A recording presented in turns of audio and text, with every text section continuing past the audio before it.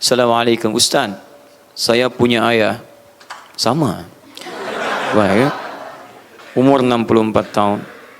Kondisi saat ini ayah saya lupa dengan rakaat, sudah lupa dengan rakaat salat dan bacaan salatnya. Sudah beberapa pekan terakhir saya ganti kalimat minggu pakai pekannya, dan beliau sering menangis sendiri. Hal yang sudah dilakukan adalah mengingatkan ayah untuk salat berjamaah ke masjid. Namun adakah hal yang bisa dilakukan untuk mengingat hafalan bacaan salat ayah saya yang sering lupa dan terbalik dan dalam bacaan pada setiap gerakan salat? Syukran Ustaz. Allah yakfik insyaallah. Teman-teman, pertama saya bersyukur pada Allah Subhanahu wa taala pada Anda yang bertanya, karena Anda diberi kesempatan oleh Allah untuk membalas bakti pada orang tua yang tidak setiap orang punya kesempatannya. Orang tua merawat Anda saat kecil, jangankan lupa, dari mulai Anda nggak bisa, silakan cek. Dari mulai Anda nggak bisa sholat diajarkan, Anda nggak bisa baca Quran diajarkan, bukan lupa, diajarkan dari awal yang nggak bisa. Kemudian diajarkan cara berdiri, diajarkan cara berjalan, diajarkan cara bicara, semua diajarkan pada Anda. Saat tiba masanya Anda dalam kematangan, dalam kekuatan, maka Allah memberi kesempatan pada Anda yang tidak setiap orang mendapatinya. Demi Allah saya katakan, termasuk saya. Usia 13 tahun, 2 pekan di pesantren, sesuai ajalnya saya dipanggil Allah Subhanahu wa taala, meninggal. Ada ibu.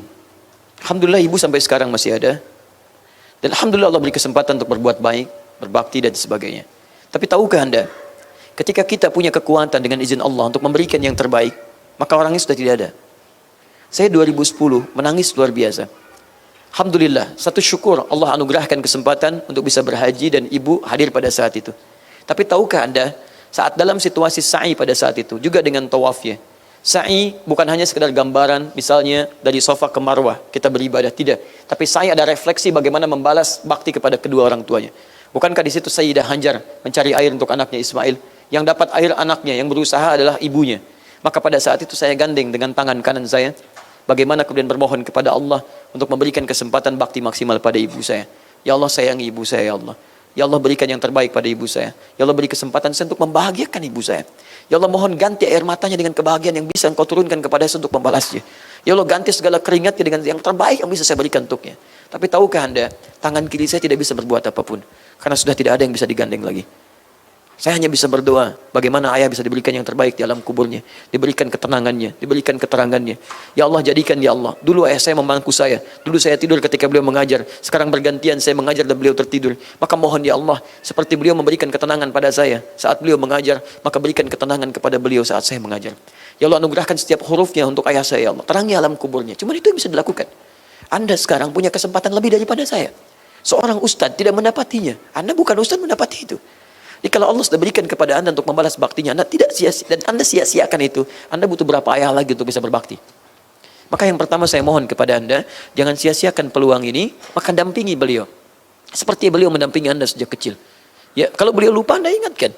Kalau beliau sendirian Anda dampingi. Kalau Anda laki-laki temani ke masjid, jangan menuntut ayah Anda ke masjid, Anda diamkan. Anda temani beliau, banggakan kepada orang lain. Nih, Allah berikan kesempatan kepada saya. Pangku dia. Seperti Uwais menggendong ibunya, kemudian dia gendong, kemudian ke Mekah, dia tawaf dan sebagainya. Apa faedahnya Anda kalau cuma diam di rumah? Apa nggak bisa dampingi dia? Anda mungkin diberikan mobilnya bukan untuk Anda saja. Allah berikan mobil kepada Anda supaya bisa bawa ayah Anda. Allah berikan motor kepada Anda supaya bisa bonceng bapak Anda. Mungkin itu faedahnya Allah berikan motor kepada Anda, bukan untuk Anda banggakan. Itulah sebabnya kemudian Allah berikan Anda tangan yang kuat, punggung yang kuat, mungkin untuk menggendong ayah Anda. Bukan cuma Anda banggakan sebagai atlet dan sebagainya, bukan. Lihat dengan iman. Kadang-kadang ada peristiwa yang harus kita gunakan iman untuk melihat di situ. Di poinnya sederhana, ini tidak perlu pakai banyak dalil.